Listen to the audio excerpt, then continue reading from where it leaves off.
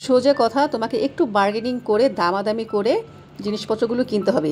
আর যেহেতু এখন মাসের শুরুই, অনেকেই কেনাকাটা করবে, মূলত তাদের উদ্দেশ্যে কিন্তু আমি আজকের ভিডিওটা বানাচ্ছি, যেন তোমরা ছোট ছোট সঞ্চয় দিয়েও অনেকটা টাকাই ইনকাম করতে পারো।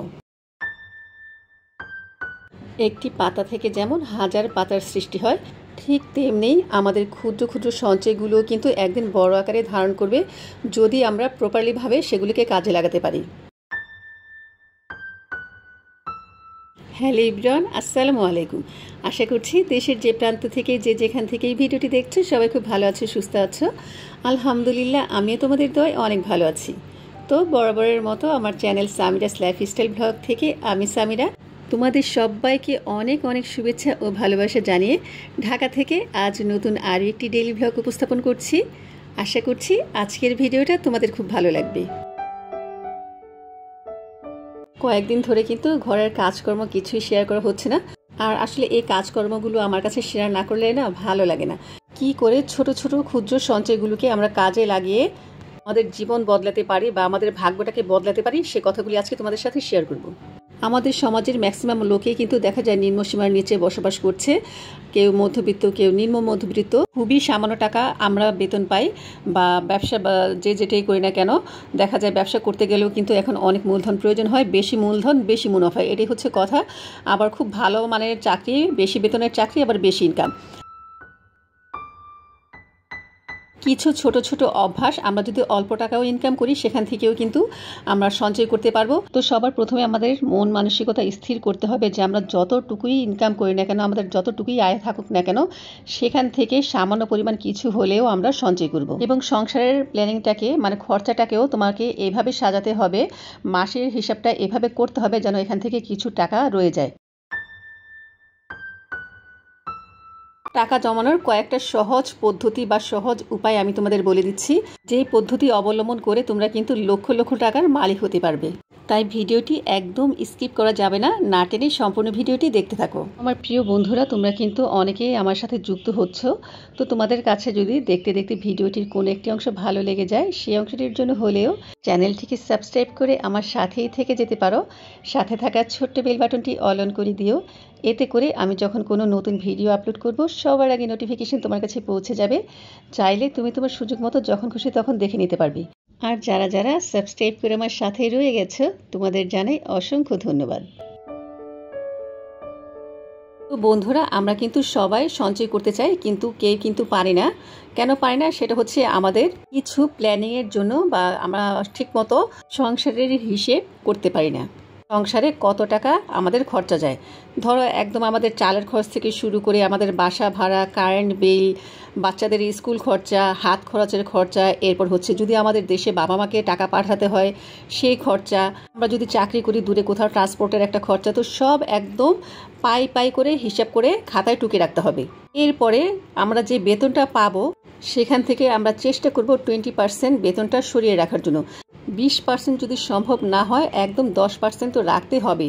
10 থেকে 12% টাকা অবশ্যই আলাদা সরিয়ে রাখতে হবে। তবে একটা কথা মাথায় রাখতে হবে যে আমার ইনকাম যতই থাক না কেন, এবার 10,000, 20,000, 25,000, 1 লাখ, যেটাই আমরা ইনকাম করি না কেন, আমাদের আর কি আয় বুঝে যত প্রয়োজনেই হোক না কেন বা যত বিপদেই আসুক না কেন, এই 10% টাকা কিন্তু আমি ভাঙবো না, আলাদা সরিয়ে রাখবো। এরপরে তো আমাদের কেনাকাটা করতে হবে। তো কেনাকাটা করতে গেলে আমরা কি করি, অনেকেই শখ করে দেখা যায় বড় বড় যে গ্রোসারি শপগুলো আছে, তো সেখানে চলে যায়, যেমন আগুরা, এরপর হচ্ছে স্বপ্ন, মিনা বাজার। তো আমাদের কিন্তু এই মার্কেটগুলোতে গেলে চলবে না। অনেকেই ভাবতে পারো যে এক ছাদের তলায় সব কিছুই পাওয়া যায়, আমাকে ঘোরাঘুরি করতে হবে না।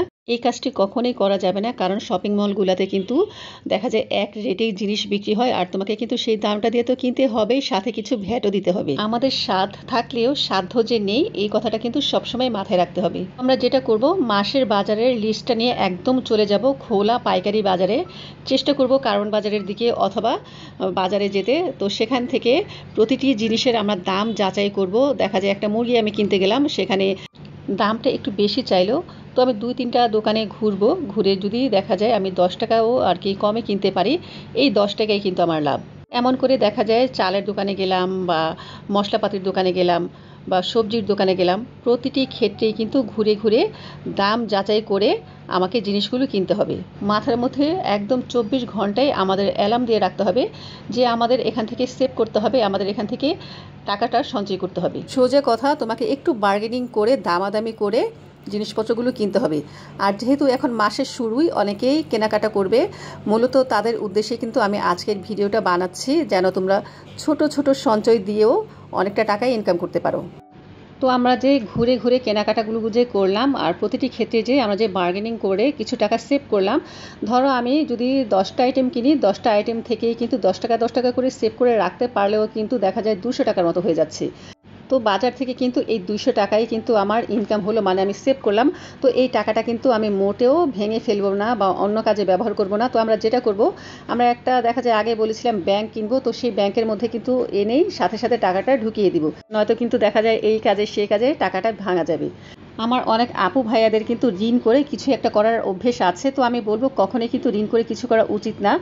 কারণ ঋণের বোঝা মাথায় থাকলে সেই প্যারায় কিন্তু অবস্থা খারাপ হয়ে যায়, তখন সংসার চালাতেই আমাদের হিমশিম হয়ে যায়। আবার তো আমরা সেভিংস করবো দূরের কথা। তো অনেকেই কী করে, দেখা যায় হাতে একটু টাকা হলেই ঋণ করে কিছু নিয়ে আসলো। এই জিনিসটা কখনোই করা উচিত না। আসলে ঋণের বোঝা কত যে খারাপ যারা করেছে তারাই বোঝে। আগে তুমি ইনকাম করো, টাকা জমাও, টাকা জমিয়ে তারপরে তোমার প্রয়োজনীয় কিছু জিনিস কেনাকাটা করো। এইভাবে কিন্তু সংসারের প্রতিটি ধাপে ধাপে আমাদের খুব ভেবে চিন্তে সংসারের আয় ব্যয়গুলো করতে হবে। আর যদি আমরা ব্যয়টা ঠিক মতো করতে পারি আমাদের আয় বুঝে, তাহলে কিন্তু একটু একটু করে হলেও আমরা সঞ্চয়ের দিকে এগিয়ে যাব।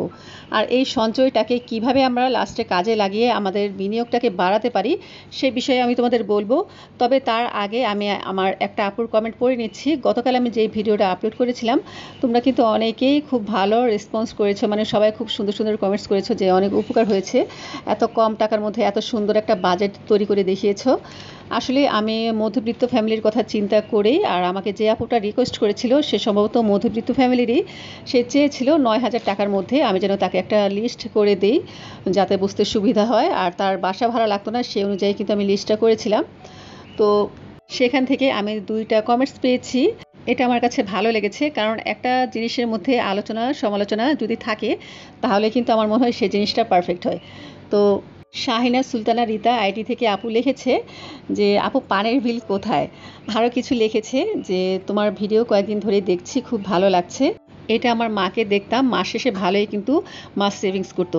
আরও লিখেছে যে আনুষঙ্গিক আরও কিছু বিল আছে, যেমন ডিশ বিল, ময়লার বিল, সিকিউরিটি বিল, কাজের খালার বিল।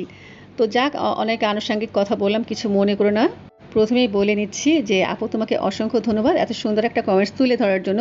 এরপরে আরও একটা কমেন্টস পড়ছি। হাফিজা বেগম আইডি থেকে আপু লিখেছে গ্যাস বিল 1600 টাকা আর কারেন্ট বিল হচ্ছে 2000 টাকা। তো আপু তোমাদের আমি এখন কমেন্টসে রিপ্লাই দিচ্ছি। প্রথমেই আমি গীতা আপুর কমেন্টস পড়ছি। তো হেলেনা আপুর কথা অনুযায়ী সে বলেছিল তার বাসা ভাড়া লাগে না, তো 9,000 টাকা তাদের 4 জনের সংসার যেন খুব ভালো মতো চলে যায়, বা কিভাবে সে লিস্টটা করতে পারবে আমি যেন তাকে একটু বলে দিই। তো সেই অনুযায়ী কিন্তু আমি আর কি টোটাল লিস্টটা করেছি, একদম তাদের খাওয়া দাওয়া থেকে শুরু করে এভরিথিং সব কিছুই, যেখানে তার টোটাল বাজেট হচ্ছে 9,000 টাকা। তো তার পক্ষে কি সম্ভব একটা ভালো বাসায় থাকার, যেখানে সিকিউরিটি থাকবে? এছাড়া ধরলাম কাজের খালা, তারপর হচ্ছে ময়লার বিল, আরও আছে যেমন ডিশ বিল। আর তাদের পক্ষে কিন্তু কাজের খালাও রাখা সম্ভব না, কারণ একটা কাজের খালা এক কাজের জন্য রাখতে গেলে মিনিমাম 1500 থেকে 2000 টাকা দিতে হয়। এটা অবশ্যই এলাকায় ভেদে, যদি আপু দেখা যায় গ্রামের সাইডে থাকে তখন হয়তো বা একটু কম নেবে, কিন্তু ঢাকা সিটির মধ্যে কিন্তু কাজের খালাদের ভালো একটা ডিমান্ড, আর বাসা ভাড়াও কিন্তু প্রচুর। তো তারা নিশ্চয়ই আর কি কাজের খালাও রাখতে পারবে না, আর হচ্ছে সিকিউরিটির বাসায়ও থাকতে পারবে না। আর আসলে ডিশ বিলের কথা, তো অনেকেই দেখা যায় টিভি ছাড়াই কিন্তু চলছে, কারণ তাদের একটা ডিশের বিল আছে, তাদের একটা কারেন্টের বিল আছে, এই সমস্ত কথা চিন্তা করে তারা আর কি এই বিলগুলো দেয় না বা এই জিনিসগুলো ব্যবহার করে না। তারপরেও অনেকেই আছে যে অন্যদিকে খাওয়ার দিকে একটু আর কি বাজেটটা চাপিয়ে, বা অন্য কিছুর দিকে তাদের সংসারের বাজেটটা চাপিয়ে তখন কিন্তু তারা এই আনুষঙ্গিক ছোট ছোট বিলগুলো পরিশোধ করে। আশা করছি আপু তুমি বুঝতে পেরেছো, আর আমি কিন্তু খুব খুশি হয়েছি তোমার এই কমেন্টসটা পেয়ে। এভাবেই সবসময় আমার পাশে থেকো। আর হাফিজ আপুর এখন আমি আর কি রিপ্লাই দিচ্ছি। আপু বলেছে যে একটা গ্যাসের বোতলের দাম হচ্ছে 1600 টাকা। হ্যাঁ ঠিক আছে, তবে যে ছোটো বসুন্ধরার বোতলগুলো সেগুলো কিন্তু 1400 টাকার মধ্যেই হয়ে যায়। আর হচ্ছে কারেন্ট বিল, তো কারেন্ট বিল যদি আমি একটা রুমের একটা বাসায় থাকি যেখানে শুধু একটা ফ্যান থাকবে, একটা লাইট থাকবে, তো সেখানে তো আসলে এত টাকা বিল আসে না। আমার বাজেট অনুযায়ী কিন্তু আমি সেরকম বাসায় থাকবো। আর এই এক রুমের বাসার মধ্যে কিন্তু একটা লাইট, একটা ফ্যানে 300 টাকায় বিলেই হয়ে যায়। তো তোমাদের অসংখ্য ধন্যবাদ, সবসময় কিন্তু এভাবেই আমার পাশে থেকো। আমরা কিন্তু বাইরে খাওয়া দাওয়া থেকে নিজেদের আটকিয়েও কিন্তু অনেক টাকা পয়সা সেভ করতে পারি। তো সেটা কিভাবে? বাইরে কোথাও শপিং করতে যাওয়ার আগে বাসায় থেকে নিজেও খেয়ে যাব, আর বাচ্চা কাচ্চা যদি সাথে থাকে তাদেরও জোর করে কিছু না কিছু খাইয়ে নিব। তাহলে বাইরে যাওয়ার পরে আমাদের ওই টেন্ডেন্সিটা আর কি অত একটা লাগবে না, কারণ পেটটা তো ভরা থাকবে। আর পেট যদি ভরা থাকে তখন কিন্তু দেখবে অত একটা খারাপ লাগে না। এটা আমি আমার নিজের অভিজ্ঞতা থেকে বলছি। আমার বাইরে গেলে আগে প্রচুর খেতে ইচ্ছে করতো, খেতামও। তো দেখা যায় ওই খাওয়া দাওয়ার পেছনে মিনিমাম 500 থেকে 600 টাকা চলে যেত, একদম যদি কম করেও ভাঙতাম। তাই বাইরে যাওয়ার আগে আমরা অবশ্যই কিন্তু খাওয়া দাওয়া করে যাব, তাহলে আমাদের আর খাওয়ার নেশাও থাকবে না, আমাদের টাকাটাও যাবে না। আর ওই টাকাটাই কিন্তু আমরা এসে বাসায় জমিয়ে রাখতে পারি। তুমি তোমার সংসারের হিসেব অনুযায়ী, বা তুমি মনে করো যে বাইরে গেলে আমার খাওয়ার পেছনে এত টাকা খরচ হতো, ধরো 50 টাকা 100 টাকাই ধরলা, যে বাইরে গেলে অন্তত তো আমার 50 টাকা খরচা যেত খাওয়ার পেছনে। তো ওই 50 টাকা এনে কিন্তু সাথে সাথেই ব্যাংকে ফেলে দিবে। এভাবে যখনই কিছু করতে যাবে বা খরচা করতে যাবে, মনে করবে যে না, আমি টাকাটা ভাঙবো না, আমি টাকাটা জমাবো।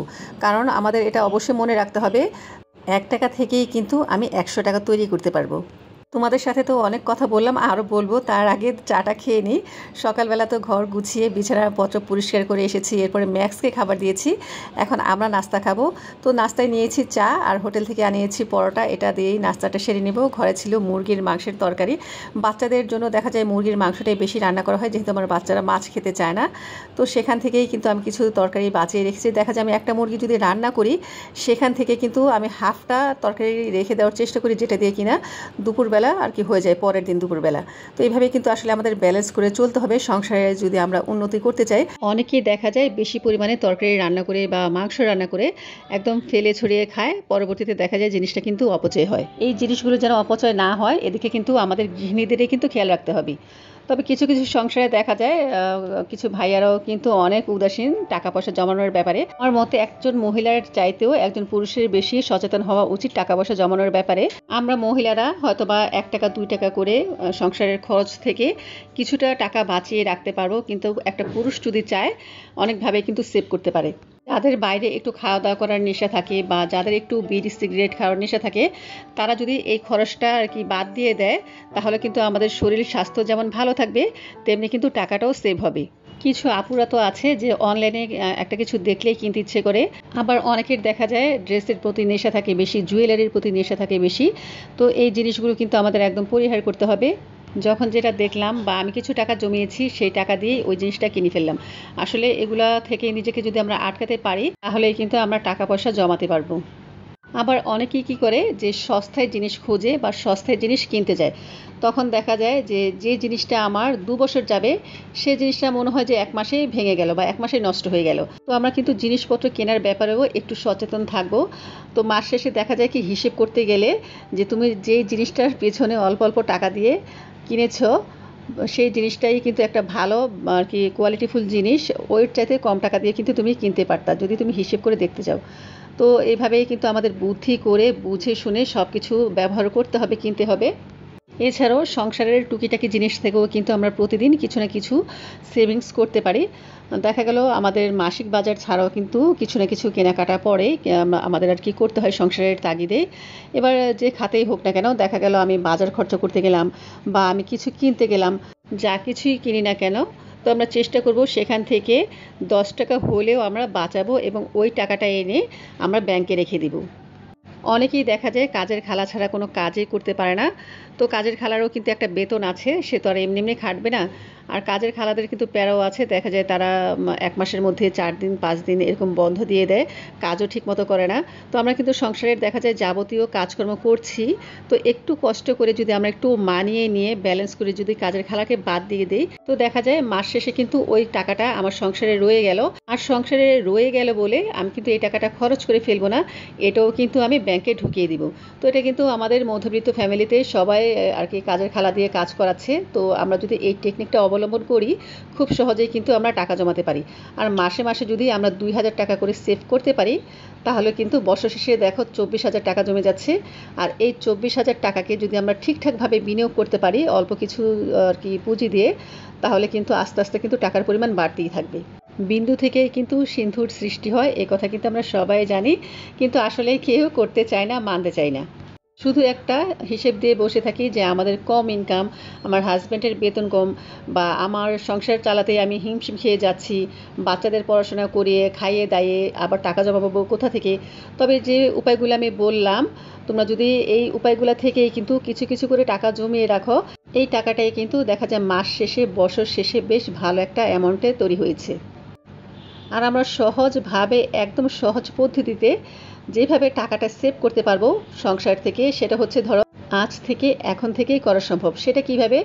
ধরো ঘরের মধ্যে লাইট জ্বলতেছে, ফ্যান চলতেছে, এরপর হচ্ছে গ্যাসের চুলা জ্বলছে, তো আজকাল তো দেখা যায় মিটার সিস্টেম গ্যাসের চুলা, এরপর হচ্ছে মিটার সিস্টেম কারেন্টের বিল। তো আমরা যারা মধ্যবিত্ত ফ্যামিলিতে আছি তারা কিন্তু এই জিনিসগুলি সবাই ব্যবহার করি। তো দেখা যায় কি কারণে অকারণে ঘরে মানুষ নেই, তারপর ফ্যান চলছে, ঘরে বাচ্চারা নেই বা আমরা কেউ নেই, টিভি চলছে, মানে বাচ্চারাই এগুলো করে রাখি সাধারণত, বড়রা তো আর করে না। আবার অনেক ক্ষেত্রে দেখা যায় রান্না আমাদের শেষ কিন্তু আমরা গ্যাসের চুলাটা জ্বালিয়ে রাখছি। তো এতে কি হচ্ছে, আমার গাইডের টাকায় কিন্তু আমার হাজব্যান্ডের কষ্টের টাকাই কিন্তু চলে যাচ্ছে। তো আমরা যদি সবসময় খেয়াল রাখি যখন আমরা ঘরে থাকবো না তখন আর কি অপ্রয়োজনে যেন লাইট ফ্যান টিভি এগুলো না চলে, এগুলো অফ করে রাখতে হবে। এরপরে রান্না করার শেষ হওয়ার সাথে সাথেই কিন্তু আমাদের গ্যাসের চুলাটা অফ করে দিয়ে রাখতে হবে। যেমন আমার গ্যাসের চুলা আমি কিন্তু একটা সেকেন্ডের জন্য অন রাখি না, যেহেতু আমার কাঠ সিস্টেম। তো আমার ম্যাচের কাঠে কিন্তু অনেক যায়, তার কোনো হিসেব নেই, একটা ম্যাচ 2 টাকা। কিন্তু আমি যদি চুলাটা জ্বালিয়ে রাখি দেখবা কেমন তরতর করে বিলটা উপরে উঠে যাচ্ছে। এই জিনিসগুলো কিন্তু আমি কখনোই করি না। আমি সবসময় অ্যালার্ট থাকি যে আমার বাচ্চারা ঘরের লাইট ফ্যান জ্বালিয়ে রেখেছে কিনা, সাথে সাথে যে অফ করে দিচ্ছি। আবার চুলাটা তো আমি নিজেই ব্যবহার করি, সাথে সাথে কিন্তু আমি অফ করে দিচ্ছি। তো এইভাবে কিন্তু আমি আমার সংসারে বেশ ভালো পরিমাণেই সাশ্রয় করছি। আমার সাশ্রয় করা মানে আমার হাজব্যান্ডেরও সাশ্রয় করা। আর দিন শেষে কিন্তু আলহামদুলিল্লাহ এখন আমরা সবাই ভালো আছি। আমাদেরও কিন্তু প্রথম দিকে কোনো ভালো অবস্থা ছিল না। আমার হাজব্যান্ড স্টুডেন্ট ছিল, আমি স্টুডেন্ট ছিলাম। তো খুব অল্প বয়সে দুজনের বিয়ে হয়েছে। এছাড়াও কিন্তু আমার বাবার বাড়ি থেকে বা আমার হাজব্যান্ডের ফ্যামিলি থেকে কোনো সাপোর্টেই পাইনি। একটা টাকাও বলতে পারবো না যে আমার শ্বশুর বাড়ি থেকে আসছে, কিন্তু যতটুকু পেরেছে আমার আব্বা আমাদের হেল্প করেছে বেশ কয়েক বছর, প্রায় 7-8 বছর। তো এর মধ্যে কিন্তু দুজনেই পড়ালেখা শেষ করেছি। এরপর আমার হাজব্যান্ড অনেক কষ্ট করে আজ কিন্তু এ পর্যায়ে এসেছে। দিন নেই রাত নেই, ও অনেক পরিশ্রম করেছে, সাথে কিন্তু আমি অনেক স্যাক্রিফাইস করেছি। দেখা যায় যখন যেটা কিনতে ইচ্ছে করেছে, খেতে ইচ্ছে করেছে সেটা করিনি। তো আলহামদুলিল্লাহ এখন কিন্তু বেশ ভালোই আছি। সেটা কেন বলো তো, একমাত্র আমরা সাশ্রয়ী হয়েছিলাম বলে বা সঞ্চয় করেছিলাম বলে। আর আমরা কিন্তু সঞ্চয় করে কিন্তু ঘরে জমিয়ে রেখে দিইনি, এটাকে বাড়ানোর জন্য দেখা যায় বিভিন্ন ফান্ডে আমরা অ্যাপ্লাই করেছি। আর এই ফান্ডগুলো কি কি বা তোমরা কিভাবে সহজভাবে এই ফান্ডগুলোতে অ্যাপ্লাই করে টাকাটাকে বাড়াতে পারো, সেটা ইনশাল্লাহ আমি আরও একটা ভিডিওতে আলোচনা করব। তো আজকের মতো এ পর্যন্তই। আল্লাহ হাফিজ, আসসালামু আলাইকুম।